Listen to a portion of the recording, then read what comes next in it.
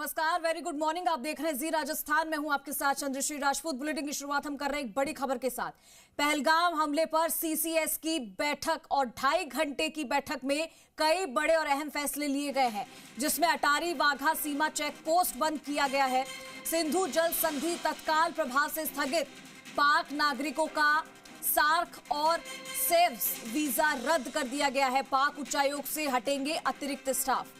भारतीय उच्चायोग में कम किए गए हैं स्टाफ। तो जम्मू कश्मीर के पहलगाम में 22 अप्रैल को हुए आतंकी हमले के बाद प्रधानमंत्री नरेंद्र मोदी की अध्यक्षता में कल शाम को कैबिनेट कमेटी ऑन सिक्योरिटी यानी कि सीसीएस की अहम बैठक हुई और इस बैठक में पाकिस्तान के खिलाफ 5 बड़े और कड़े फैसले लिए गए हैं। दरअसल पहलगाम में हुए आतंकी हमले में 26 से ज्यादा लोगों की मौत हुई और कई परिवार बेघर हो गए। किसी के पिता की मृत्यु हो गई, मार डाला गया, किसी के बेटे को मार डाला गया।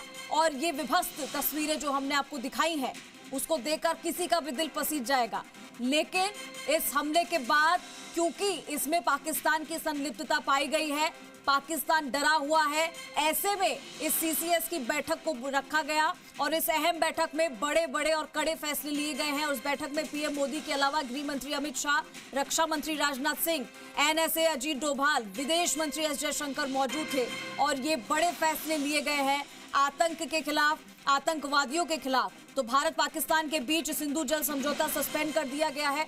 इसके अलावा अटारी बॉर्डर को बंद कर दिया गया है। भारत आए पाकिस्तानी नागरिकों को इस रास्ते लौटने के लिए 1 मई तक का वक्त दिया गया है। इसके अलावा पाकिस्तानी नागरिक अब भारत दौरा नहीं कर सकेंगे। भारत में मौजूद पाकिस्तानी नागरिकों को भारत छोड़ने के लिए 48 घंटे का समय दिया गया है। सभी पाकिस्तानी नागरिकों के वीजा को भी रद्द कर दिया है। इसके अलावा नई दिल्ली स्थित पाकिस्तानी हाई कमीशन में तैनात पाकिस्तानी डिफेंस एडवाइजर को भारत छोड़ने के लिए 1 हफ्ते का समय दिया है। दोनों हाई कमीशन में तैनात कर्मचारियों की संख्या 55 से घटाकर 30 कर दी गई है। तो ये बड़ा और अहम फैसला लिया है। ये फैसले प्रधानमंत्री आवास में कैबिनेट बैठक में लिए गए हैं और इसमें गृह मंत्री अमित शाह, रक्षा मंत्री राजनाथ सिंह, एनएसए अजीत डोभाल शामिल थे। इससे पहले गृह मंत्री अमित शाह श्रीनगर में थे, जहां उन्होंने मारे गए लोगों को श्रद्धांजलि दी। शाह ने बैसरन घाटी का हवाई दौरा भी किया। पहलगाम में 22 अप्रैल को हुए आतंकी हमले में 25 भारतीय और 1 नेपाली नागरिक मारे गए। तो उसके बाद ये कुछ बड़े फैसले लिए गए हैं क्योंकि आतंक के खिलाफ जवाब देना बहुत ही जरूरी है और इस बार पाकिस्तान को मुंह तोड़ जवाब मिला है। ना सिर्फ मुंह तोड़ जवाब दिया है बल्कि ईंट से ईंट बजा दी है। पाकिस्तान जो अब तक ये सोचता था कि वो कुछ भी कर लेगा, लेकिन उसके मंसूबों पर पानी फेर दिया है। अभी ये जो फैसला लिया गया है ये एक बहुत बड़ा तमाचा है क्योंकि बार बार इस तरीके की घटनाएं होना अपने आप में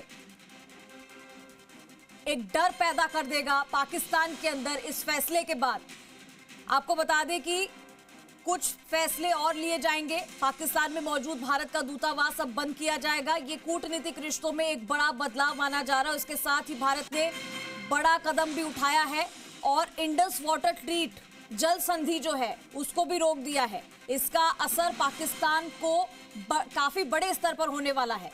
आपको बता दें कि सार्क वीजा छूट योजना के तहत पाकिस्तानी नागरिकों को भारत आने की अनुमति अब नहीं होगी। पहले से जारी वीजा रद्द किए गए हैं, उन्हें 48 घंटे में भारत छोड़ना होगा। और इसके अलावा आपको जैसा कि हमने बताया कि भारत और पाकिस्तान के उच्चायोगों में कर्मचारियों की जो संख्या है वो 55 से घटाकर 30 कर दी गई है।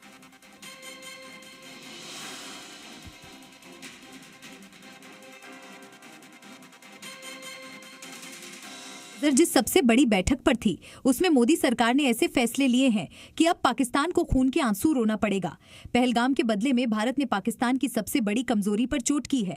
भारत ने पाकिस्तान के साथ सिंधु समझौते पर तत्काल प्रभाव से रोक लगा दी है, यानी आने वाले दिनों में पाकिस्तान बूंद बूंद को तरसेगा। वहीं भारत ने सार्क और एसवीएस वीजा पर रह रहे पाकिस्तानियों को भी जाने का अल्टीमेटम दे दिया है, यानी भारत से होने वाले पाकिस्तान के फायदे पर चोट की गई है। वहीं भारत ने पाकिस्तान उच्चायोग और भारत उच्चायोग में कर्मचारियों की संख्या भी कम करने का फैसला लिया है। अभी तो बस हुक्का पानी बंद किया, पाकिस्तान पर असली एक्शन बाकी है। ये तो बस झांकी है।